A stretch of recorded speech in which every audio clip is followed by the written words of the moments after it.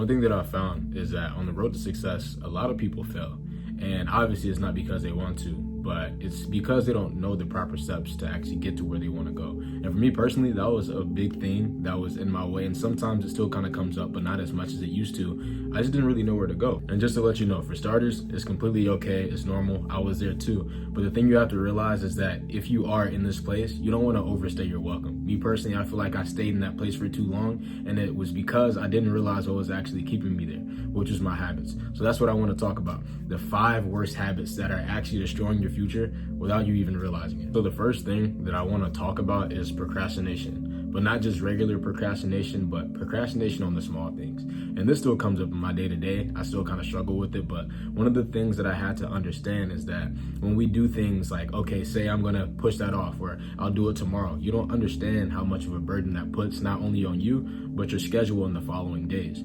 So one thing that I've started to do to implement inside of my daily journey or just like my day-to-day, if I have an item on my task or on my calendar that I need to do, I go ahead and get it done. And obviously you don't want to do that. You know what I mean? You're not gonna feel convicted to actually do it. You only feel extremely convicted to do it when you have everything else piled up on you. And that's the last thing you want to do, because not only does that contribute to stress, it contributes to worry. And then ultimately you're not even putting in your best work because you're doing everything under pressure. And me personally, I don't know why, I feel like I work pretty good under pressure, but even still then, I try and get my day a lot more ordered, because the more that I move orderly throughout my day, the more that I'm gonna have a lot more peace of mind, and the more I can just kind of chill and enjoy my day and go into the next day without so much worry. Ever since I started doing this, my days have just been a lot more productive, So if this sounds like something that you need in your day, I would definitely recommend just go ahead and getting your stuff done. If you say you're gonna do something, just go ahead and do it, even when you don't wanna do it, because I promise you, you're not gonna wanna do it when you really don't wanna do it. You know what I mean? So go ahead and get it done with. So the next habit that I really wanna talk about is waiting for the right time. And I'm gonna be real, that one had me in a chokehold for a while, especially with this YouTube thing. I was like, all right, yeah, I'll just wait till I get a camera. I'll wait till I get this set up. And to be honest, there's literally no perfect time. There was this parable in the Bible: the planter who waits for perfect weather never reaps a good harvest. And that is so, so true. So when you keep telling yourself, oh yeah, I have to wait until I have to do this, or I have to have a certain number of followers, a certain thing to do this, bro, I'm telling you, you are being your biggest inhibitor right there. You are being your biggest issue, your biggest problem. And it's one of those things where you feel like you're looking out for yourself. Because my thing was with the YouTube thing, I was like, all right, I want to be able to make quality content. But the thing is, you can make quality content with being creative. You know what I mean? You can go out and do that thing and do it in a way where you don't have to have whatever that is that you feel like you need to have for that. You know what I mean? It's so, so important that you get rid of this mindset, because it will hold you back. And it will hold you back for a really, really long time. It makes you feel like you're being so secure and taking the best steps for your journey, but I'm gonna be so real, it's quite literally the opposite, because you're not taking any action at all. You can't have a guarantee for every move that you make. You have to be willing to take a risk.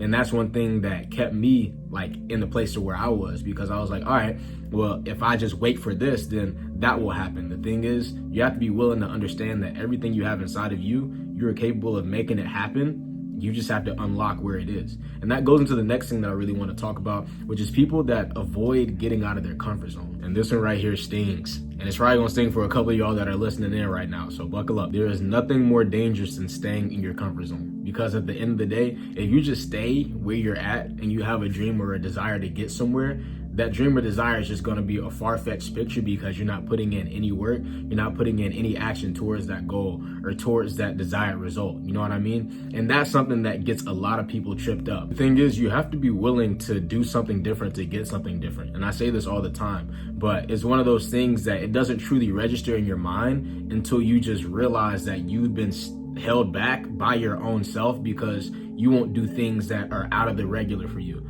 You know what I mean? You have to be willing to do things that are a little bit abnormal, things that you haven't really necessarily tried or done before. And one of the things that I realized that this kind of stems from is a root of being wrong. You know what I mean? You can't always be right every single time. Every risk that you take isn't going to go the way that you want it to go. But a lot of people allow that to just keep them inside of their shell and not actually do anything else. They're like, okay, I took one L. I took defeat that one time. Now I'm never even going to try again. When you really just look at it, you look at the picture and you break it down for what it is, that's never ever going to make sense to you ever again. And once you actually start to apply getting out of your comfort zone into your life, you're going to start to see things move like crazy. And you're going to be like, man, this is the result that I've always wanted. And it starts with action. It starts with actually being able to do things that you've never done before. So the fourth thing that I want to talk about is saying yes to everything and everyone. You have to limit the things and the people you say yes to. You know what I mean? Because you have to realize and understand how truly valuable you saying yes is. Whether that be to go to a function, go to a party, a concert, a relationship, a job, an interview, anything, you know?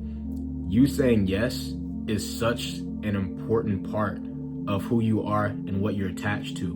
Because when you say yes, you allow whatever you're saying yes to attach itself to you and vice versa. So the question I have for you is, are the things that you're saying yes to being productive to you, or are they being destructive to you? Because I'm gonna be honest, not a lot of people know the difference.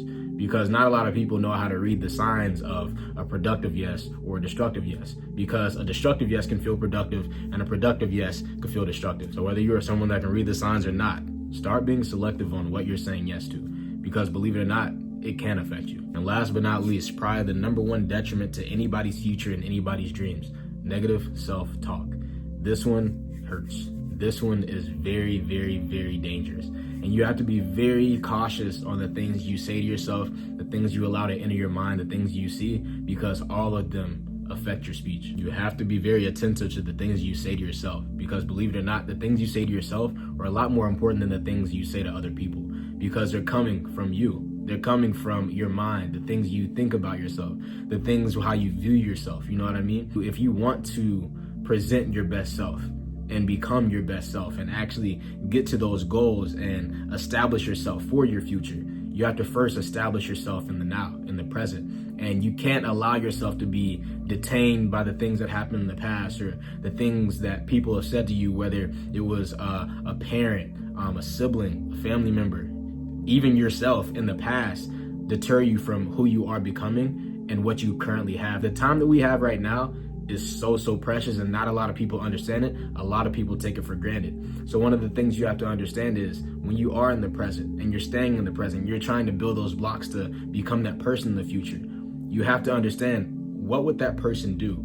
How would this person look at the situation? How would this person look at myself right now? And it's okay, because you don't have to be exactly where you want to be. You know, it's not something that you have to snap into quickly, but you still have to recognize and acknowledge yourself as a human that makes mistakes, that isn't perfect all the time. Someone that isn't going to always be in order, always be at this place at this time. You know what I mean? You have to give yourself grace. But in the same respect, you have to understand and see where your potential can go.